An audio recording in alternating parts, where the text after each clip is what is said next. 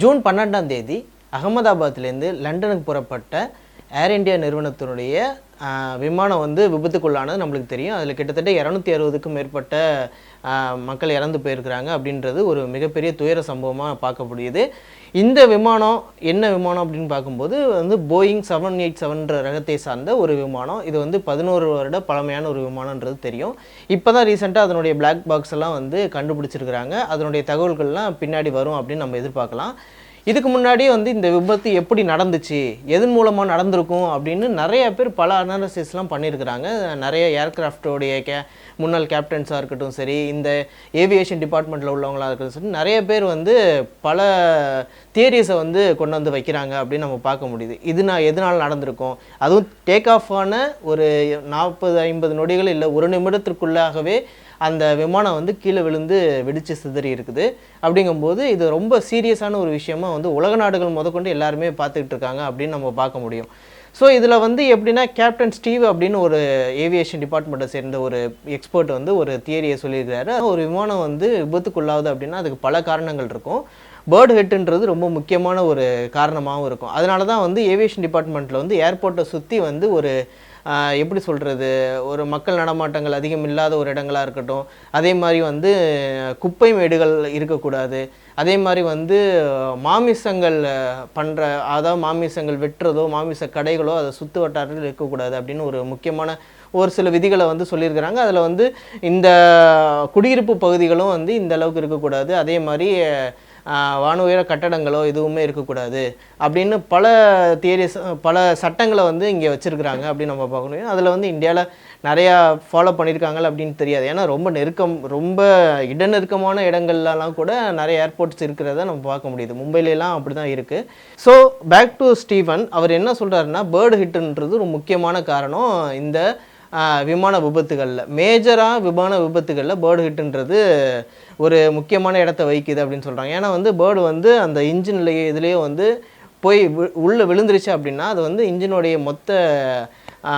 அதனுடைய மொத்த செயல்பாட்டையுமே வந்து இது பண்ணிடும். சம்டைம்ஸ் பிளாஸ்ட் ஆகிடும். இன்ஜின் பிளாஸ்ட் ஆகிடுச்சுன்னா அந்த விமானம் கீழே வருகிறதுக்கான அதிக வாய்ப்பு இருக்குது.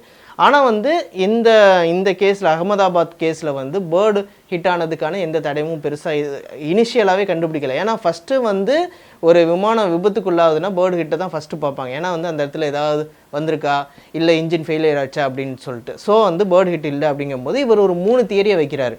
அதில் ஒன்று என்னென்னா லாஸ் ஆஃப் பவர் லாஸ் ஆகிருக்கலாம். ஃபஸ்ட்டு இன்ஜினில் பவரோ வந்து ஒரு எலக்ட்ரிக்கல் ஃபெயிலியரோ ஆயிருக்கல வாய்ப்பு இருக்குது அப்படின்னு சொல்கிறாரு. ரெண்டாவது என்னென்னா no flaps on take off. இது ரொம்ப முக்கியமான ஒரு விஷயம். ஃப்ளாப்ஸ் அப்படின்னா என்ன அப்படின்னு நம்ம ஃபஸ்ட்டு தெரிஞ்சுக்கணும். ஃப்ளாப்ஸ் அப்படின்னா என்னென்னா அது வந்து விமானத்தோட இறக்கை பகுதியில் ஒரு எக்ஸ்டெண்டட் வேர்ஷனாக இருக்கும். அது வந்து ஒரு பிளேட்ஸ் மாதிரி இருக்கும். அது வந்து எங்கே யூஸ் ஆகும் அப்படின்னா விமானம் டேக் ஆஃப் ஆகும்போது அந்த பிளேட்ஸ் வெளியே வரும். எதுக்காக அது வருது அப்படின்னும்போது தான் நம்ம வந்து இந்த ஏவியேஷனோட ஃபிசிக்ஸை நம்ம தெரிஞ்சுக்கணும். அந்த ஃப்ளாப்ஸ் வந்து எப்படின்னா வந்து ஒரு விமானம் டேக் ஆஃப் ஆகும்போது அதுக்கு வந்து இன்ஜினோடைய பவரை விட லிஃப்ட் ஆஃப்ன்றது ரொம்ப முக்கியம். அதாவது அது தரையிலேருந்து மேலே எழும்பணும். மேலே எழும்புறதுக்கு நம்மளுடைய இன்ஜின் வந்து உதவி செய்கிறத விட காற்றழுத்தம் தான் அதிகமாக உதவி செய்யுது அப்படின்றது தான் இதோடைய தியரி. அப்போ ஒரு இன்ஜின் டேக் ஆஃப் ஆகும், ஒரு பிளெயின் டேக் ஆஃப் ஆகும்போது அந்த ஃப்ளாப்ஸ் வெளியே வரும்போது அந்த இறக்கை பகுதியில் தான் அந்த ஃப்ளாப் இருக்கும். அது வெளியே வரும்போது எப்படின்னா இறக்கை பகுதிக்கு கீழே வந்து ஒரு அதிக அழுத்தத்தையும் இறக்கை பகுதிக்கு மேலே வந்து குறைந்த அழுத்தத்தையும் ஏற்படுத்தும். அப்போ ஆப்வியஸாக என்ன ஆகும் அப்படின்னா காற்று வந்து அதிக அழுத்தத்துலேருந்து குறைந்த அழுத்த பகுதியை நோக்கி போகும்போது அப்போ இந்த விமானத்தை வந்து தானாகவே மேலே தூக்கும் அப்படின்றது தான் தியரி.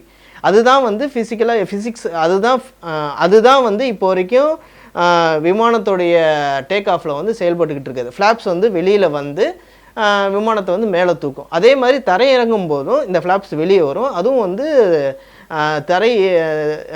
டேக் ஆஃப் ஆகிறத விட லேண்டிங் அப்போ வந்து இந்த ஃப்ளாப்ஸ் அதிகமாக வெளியே வரும். ஏன்னா வந்து ஒரு நிலைத்தன்மை வேணும்.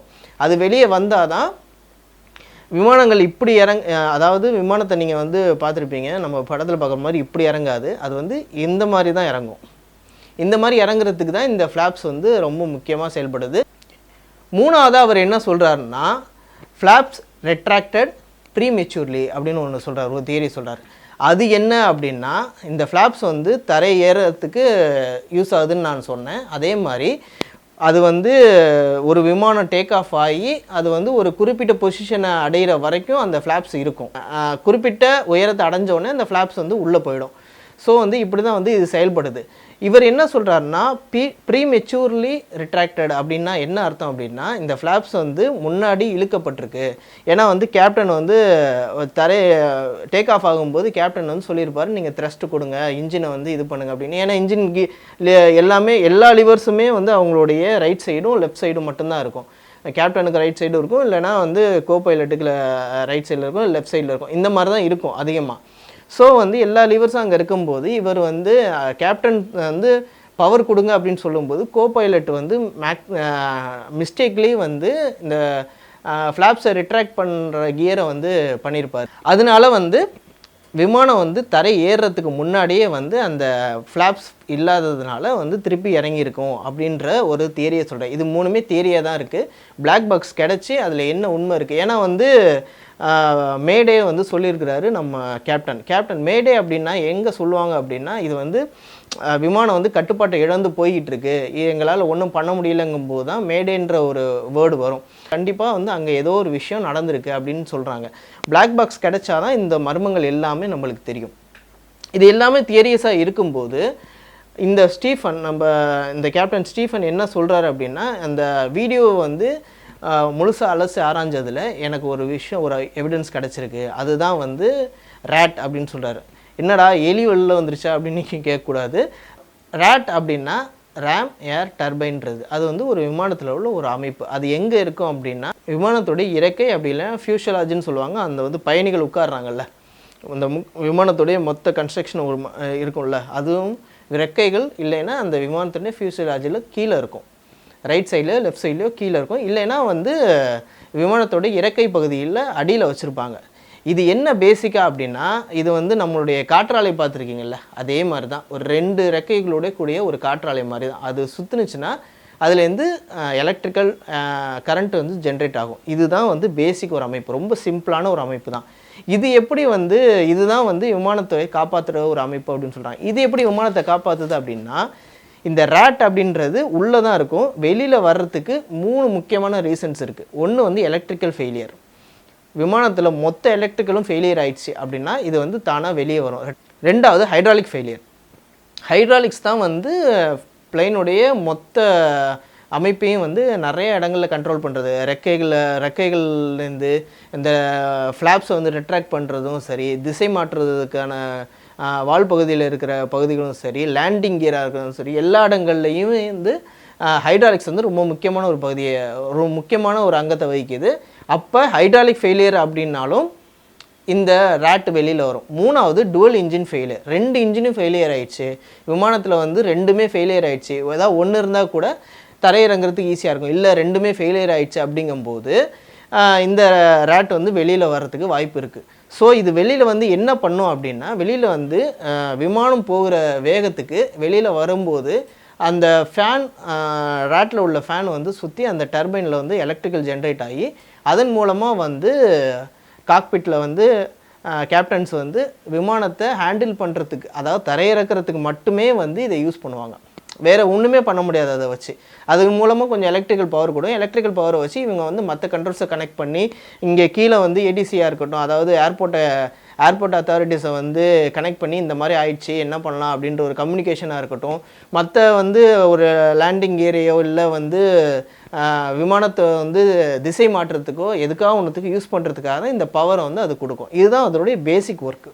இது வந்து ஒரு குறிப்பிட்ட உயரத்தில் தான் வந்து இந்த ரேட் செயல்பாடு வந்து கரெக்டாக இருக்கும் அப்படின்னு சொல்கிறாங்க. ஏன்னா வந்து ஒரு 30,000 அடியில் வந்து ஒரு ஃப்ளைட் பறந்துகிட்டு இருக்குது, திடீர்னு இன்ஜின் ஃபெயிலியர் ஆகிடுச்சு அப்படிங்கும்போது ரேட் வெளில வருது.